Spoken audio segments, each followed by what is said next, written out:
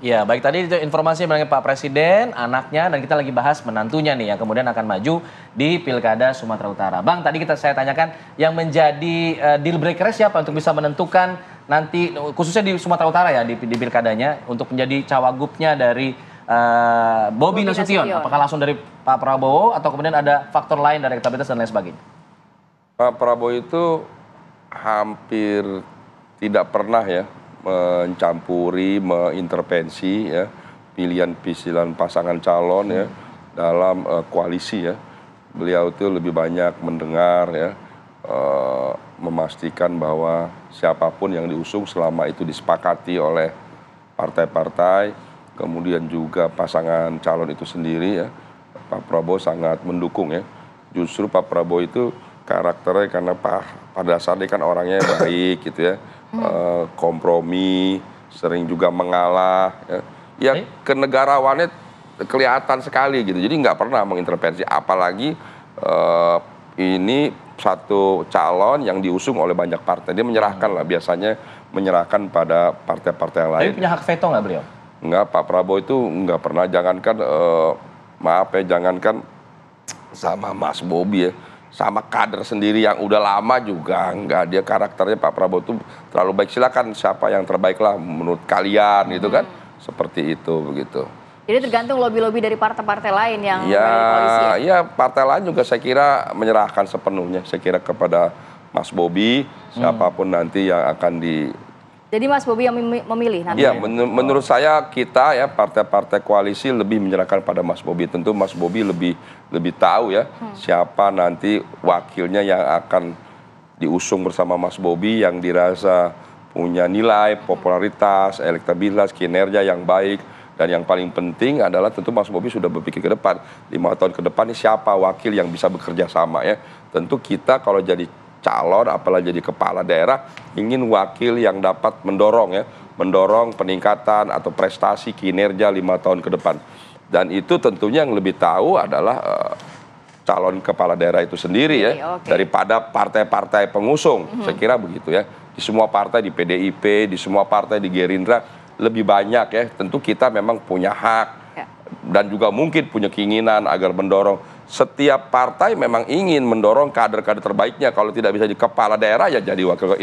Itu normal, biasa. Tapi pada akhirnya kan kita juga harus tahu diri, harus menyadari tidak bisa kita masukkan kader partai yang kita rasa standarnya di bawah dari kader partai lain. Kita pasti ngalah. Oh ya kader partai lebih baik nih. Kita kan tidak bisa bohongin diri kita sendiri. Kita tentu ikut. Jadi sekali lagi menurut saya lebih banyak nanti akan diserahkan kepada Mas Bobi untuk menentukan siapa pilihan sebagai wakilnya. Oke, Mas Umam, kalau berbicara namanya kan yang saat ini masuk dalam sejumlah survei adalah Bobi Nasution dan juga Edi Rahmayadi. Apakah faktor nanti pendampingnya ini juga akan bisa berpengaruh begitu ya? Kalau melihat kan hasil surveinya ya tidak beda jauh lah begitu ya, masih bisa ngejar lah. Iya, tentu faktor wakil itu juga memberikan kontribusi terhadap pemenangan. Maka kalau misal kemudian tadi disampaikan oleh Bang Riza, diserahkan kepada Pak Bobi misalnya, itu sebuah privilege besar. Realnya yang sering kita temukan, posisi wakil itu seringkali adalah hasil dari kompromi dan negosiasi di antara kekuatan-kekuatan partai yang sedang berlaga. Karena bagaimanapun juga faktor representasi itu matter. Tetapi juga harus dihitung, apakah kemudian wakil ini bisa memberikan insentif elektoral yang menambah kekuatan dari seorang calon gubernur atau calon kepala daerah. Kemudian di saat yang sama tentu juga dihitung juga apakah kemudian yang bersangkutan berpotensi memunculkan ancaman untuk menjadi potensi matahari kembar dan lain sebagainya. Itu dihitung juga.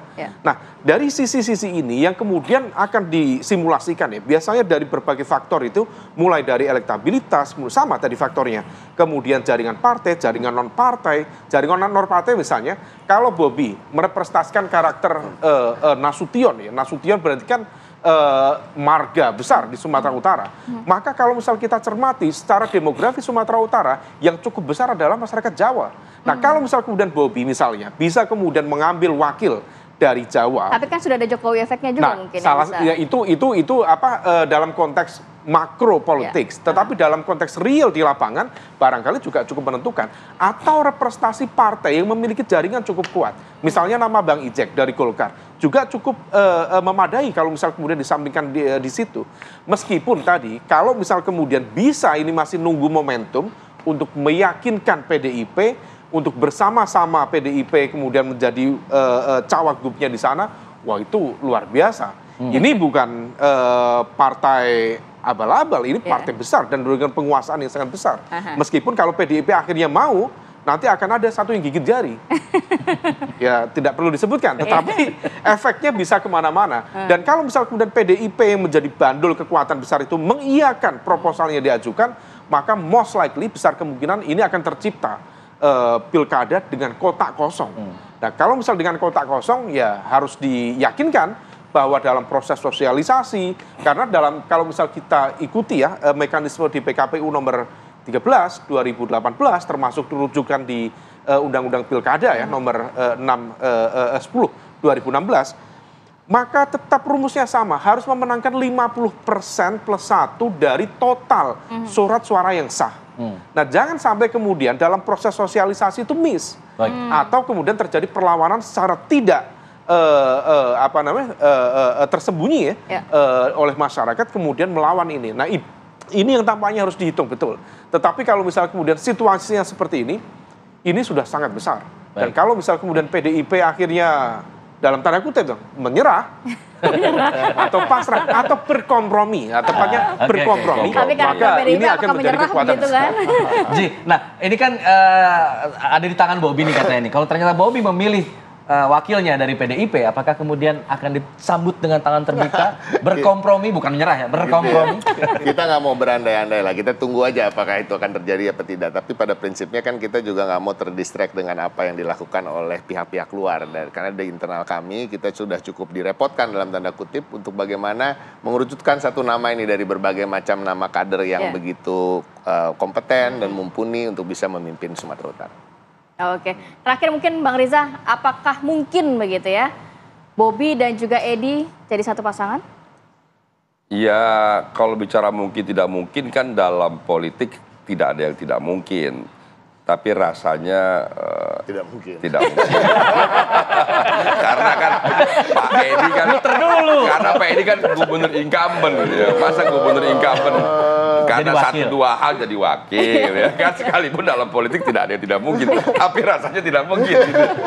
Ya kita juga mendoakan lah supaya kontestasi di pilkada ini tidak hanya di Sumut, tapi di seluruh Indonesia hadir pasangan-pasangan terbaik dari semua kader partai atau non kader, anak-anak bangsa yang terbaik, sehingga terpilih ya kader-kader sosok-sosok pemimpin yang baik, yang memastikan semua program ya, apakah program pemerintah pusat, program pemerintah daerah, semua berjalan baik, dan pada ujungnya kita ingin hasil pilkada ini menghasilkan program-program yang dapat ya memajukan daerah, mesejahterakan rakyatnya. Baik. Bang Ciko terakhir mungkin tidak mungkin. Ya, tapi dari tadi disebut nama Pak Edi Rahmayadi, kita lupa juga. PDI Perjuangan juga menjalin komunikasi yang intens dengan yang bersangkutan. Jadi ada kemungkinan juga kita akan mengusung beliau tentunya bersama dengan kader kami. Tapi kita lihat nantilah apakah kita juga akan bekerja sama dengan PKS. Apa tadi ada kemungkinan Bobi untuk meminta kader PDI Perjuangan sebagai wakil. Semuanya masih cair, semuanya masih dalam taraf ada kemungkinan. Ya, tapi yang hampir pasti tidak mungkin itu tadi yang disampaikan Bang Riza ya. Saya ingin menitipkan wake up call kepada Bang Ciko dan PDIP ini. Untuk? Mainnya jangan terlalu slow. Ini harus cepat ini. Maka kalau misal kemudian bisa dilakukan lebih cepat, maka akan jauh lebih lebih solid ya, efektif konsolidasinya. Karena PDIP ini ibaratnya seperti kapal induk ya, besar gitu. Tapi kalau udah melajukan diajak belok itu susahnya minta ampun. Nah ini kita harapkan supaya lebih gesit, lebih satset gitu. Nah jadi kemudian dinamikanya akan jauh lebih lebih memungkinkan bagi kita untuk kemudian mengkalkulasikan bagaimana kemudian kelanjutannya.